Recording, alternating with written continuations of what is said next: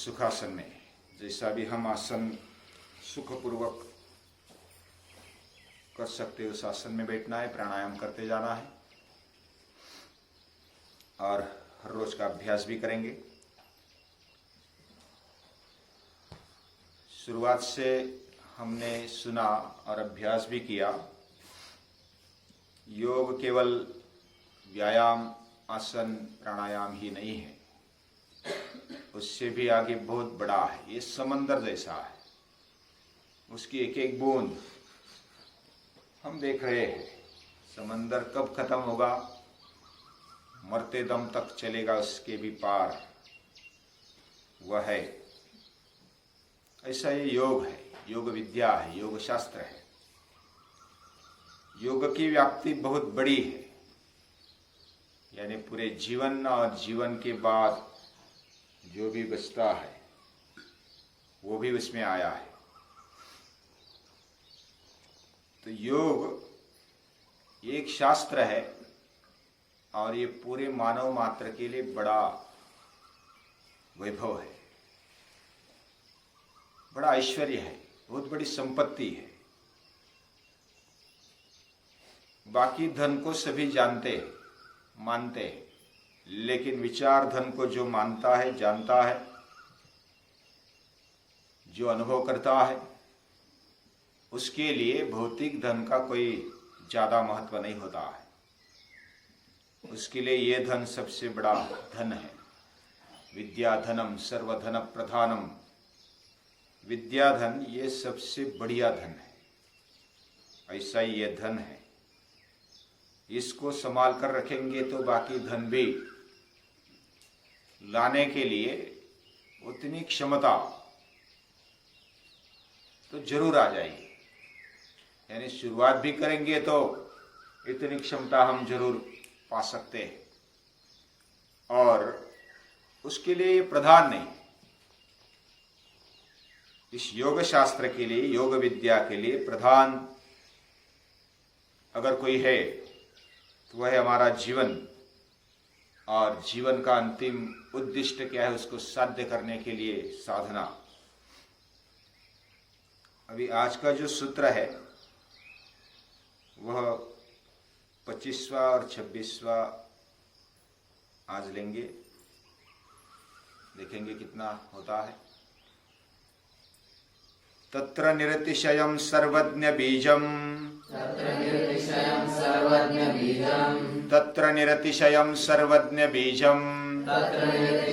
सर्वज्ञ बीजम्, सपूर्वेषामपि गुरुः कालेन नवच्छेदात्, सपूर्वेषामपि गुरुः कालेन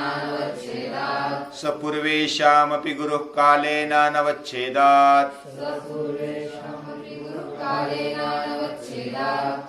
तत्र निरतिशयं सर्वज्ञ बीजम्, सपूर्वेषामपि गुरुः कालेन नवच्छेदात्।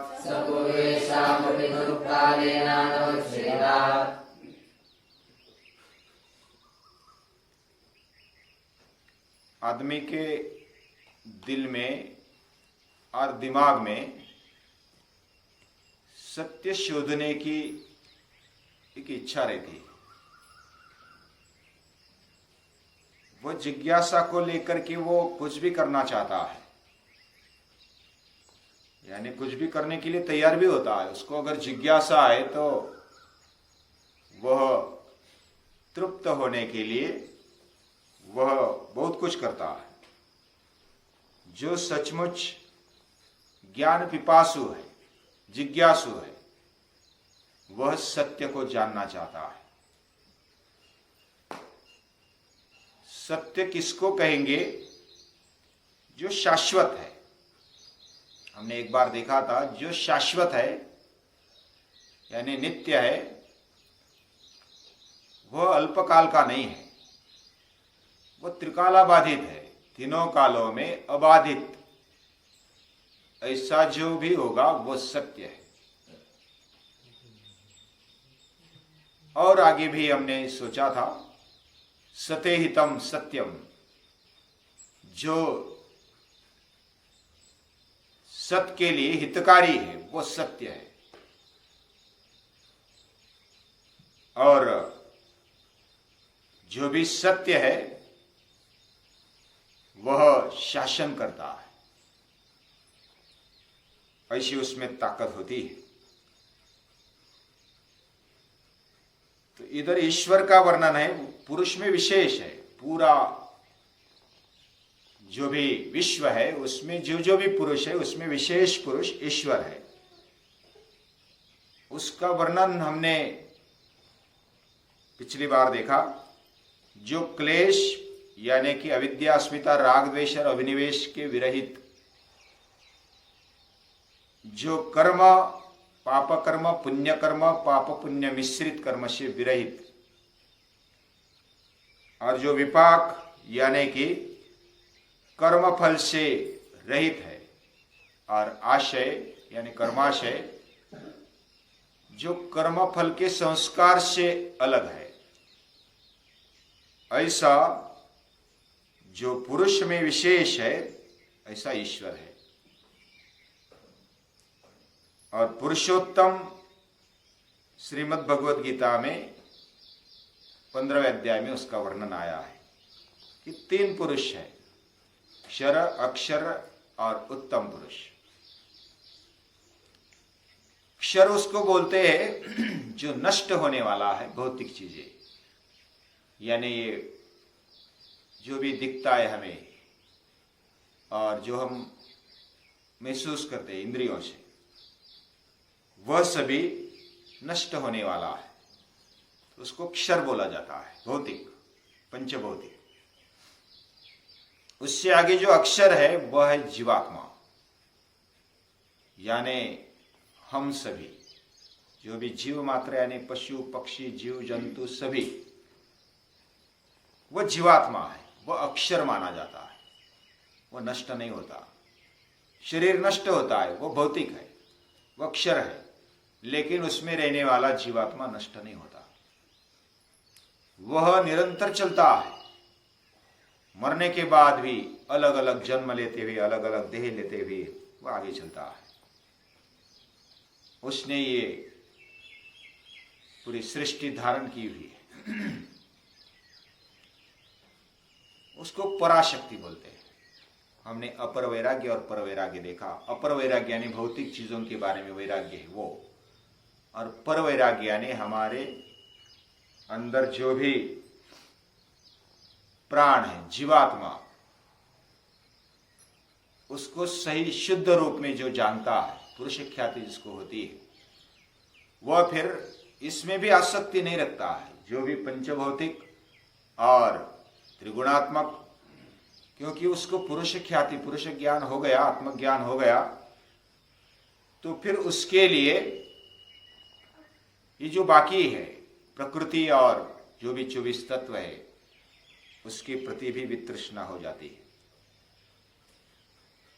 लेकिन वही जीवात्मा शुद्ध रूप में आत्मरूप बन जाता है और तब पुरुष ख्याति होती है। लेकिन जीवात्मा वो वासनाओं से युक्त या तो अविद्या से युक्त जो भी है वो जीवात्मा कहा जाता है, वो अक्षर है। और तीसरा है उत्तम पुरुष, वह पुरुषोत्तम परमात्मा, तो वही विशेष पुरुष है। और वो निरतिशय है, उससे अधिक, उससे अतिशय इस दुनिया में कोई नहीं है। निरतिशयम, वह सबसे अधिक है। अपने जीवन में सबसे अधिक कौन लगता है? सबसे अधिक हमें खाना लगता है। खाना मिल जाए बस सब कुछ मिल गया, खाना पानी। उससे भी अधिक विचार करने वाला वो क्या सोचता है कि पैसा मिल जाए, पैसे से खाना मिलता है, पानी मिलता है, धन मिलता है, सब कुछ मिलता है, गाड़ी बंगला, अन्न वस्त्र निवारा, ये सब मिलता है, बस धन मिल जाए तो सब कुछ मिल गया। धन को मानते हैं सबसे अधिक। लेकिन सबसे अधिक क्या? खाना पीना है, भौतिक चीजें, वह तो शरीर को धारण करने वाली है केवल। उससे भी अधिक कोई धन मानते हैं, कोई मान मानते हैं, कोई पद मानते हैं, ऐसा अलग अलग तरीके से ये माना जाता है। लेकिन विचार करेंगे तो भौतिक चीजें हो, शरीर हो या धन संपत्ति, वह अतिशय है क्या? सबसे अधिक वो मिल गया बस, बाकी कुछ नहीं चाहिए। ऐसा क्या है? एक चीज मिल गई ऐसी प्राप्त करो कि उसके बाद बस कुछ नहीं चाहिए। समझो जो भी मिला उसके बाद प्रश्न पूछो, इससे अधिक कुछ है क्या?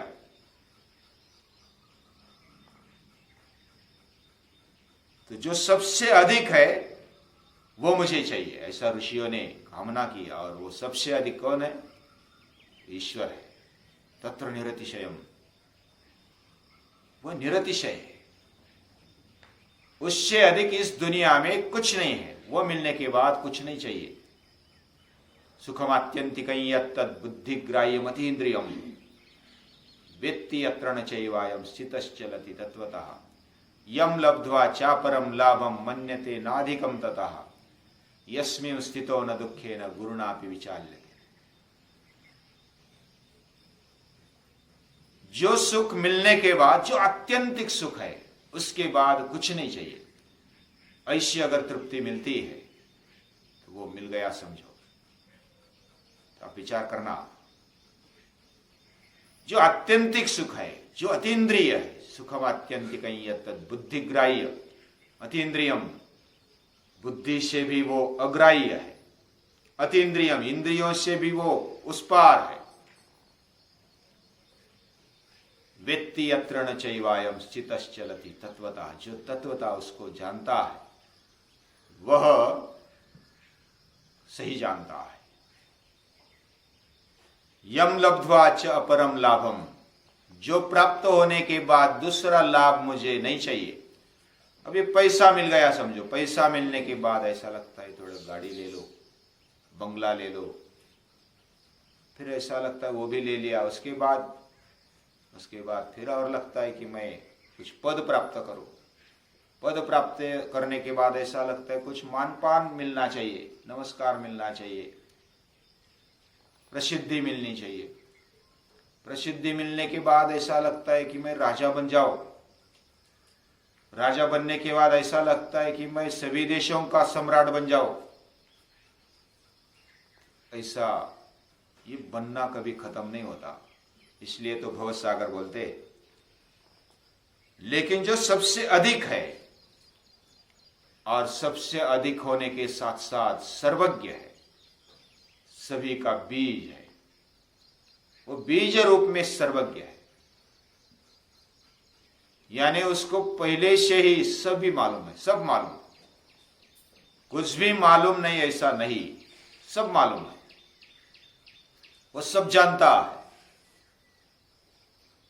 वह सब सुनता है, वह सब देखता है, वह सब चखता है, सूंघता है, स्पर्श करता है। उसके लिए कोई स्पर्श नहीं, उसके लिए कोई अशब्द नहीं, उसके लिए कोई अदृष्ट नहीं। सब देखा हुआ, सुना हुआ, गंध लिया हुआ, चखा हुआ, स्पर्श किया हुआ, उसके लिए कोई अस्पृश्य नहीं है, स्पर्श नहीं है। यानी जो भी हम इंद्रियों से कर सकते हैं उससे भी अधिक वो है। और वो जानता भी है, सभी को जानता है, बारीक बारीक चीजों को जानता है, इसलिए वो दृष्टा कहा जाता है, देखने वाला। वो देखने वाला है, वह सभी जानता है, वह सर्वज्ञ है और सभी का बीज है। और बीज रूप में वो सर्वज्ञ है, अतिशय है। यम लब्ध्वा चा परम लाभम मन्यते नाधिकंतता, उसके बाद मुझे कुछ नहीं चाहिए। वो मिलने के बाद दूसरी कोई प्राप्ति करना, लाभ करना, ये कोई इच्छा ही नहीं रहती। यम लब्ध्वा चा परम लाभम मन्यते नाधिकंतता यस्मिन् स्थितो न दुःखेन गुरुणापि विचाल्यते। अभी ये प्राप्त कर लिया, मुझे समझो कि बहुत अच्छी गाड़ी ले लिया, तो मोबाइल ले लिया समझो, लेकिन मेरे से भी अधिक दूसरों का मोबाइल देखते हैं या तो कुछ देखते हैं तो ऐसा लगता है अरे ये नहीं मेरे पास, ये चाहिए मुझे, ये उससे भी अधिक है। 50,000 का मोबाइल है तो वो दूसरे का देखते हैं 1 लाख का है, अरे मुझे दुख हो गया वो देखकर। यस्मिन् स्थितो न दुखे न गुरुणापि विचाल्यते, उससे बड़ा भी समझो दिख गया, बड़ा दिखता ही नहीं उससे कुछ, लेकिन समझो दिख गया तो भी वो विचलित नहीं होता है।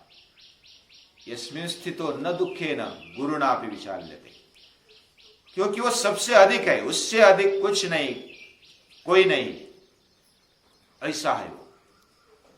वही है तत्र निरतिशयम सर्वज्ञ बीजम सपूर्वेशाम अपि गुरु। पहले जो भी गुरु हुए, सर्वज्ञ हुए, उसका भी, उन सभीयों का गुरु है वो। यानी पहले जिसने ज्ञान दिया होगा, पहले जिसने उपदेश किया होगा, उसका वो गुरु है। फिर अभी जो गुरु है, जो उपदेश करते हैं, उनका भी वो गुरु है।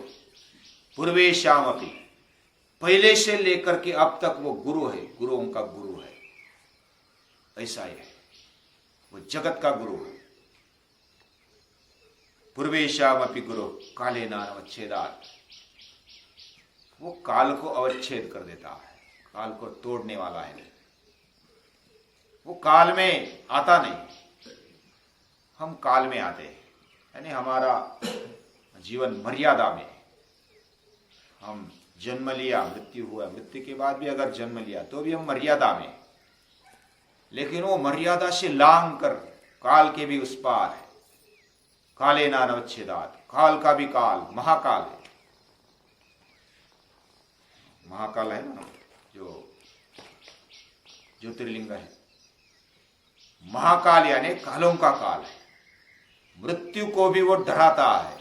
मृत्यु धावती पंचमहा, तैत्तिरीय उपनिषद में कहा गया है कि मृत्यु जिससे डरता है, अभी मृत्यु तो सभी को डराता है, त्रिभुवन को डराता है, कोई नहीं, कोई डरता नहीं, ऐसा नहीं है।